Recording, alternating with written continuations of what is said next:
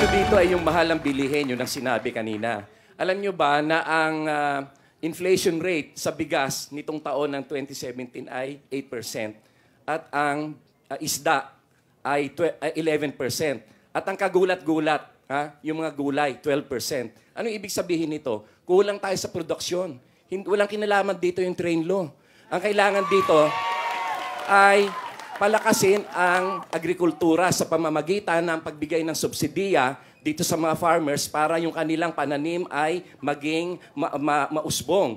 At ito naman sa mga fisherman, dahil nagmahal ng 11% yung isda, ay dapat sila ay bigyan ng mga panibagong kagamitan para sa modernong pangingisda. At dito naman sa mga gulay, bigyan sila ng mga kagamitan o asistihan sila na sila ay magkaroon ng magandang pagbiyahe ng mga gulay para yung presyo nito ay mapanatiling mababa.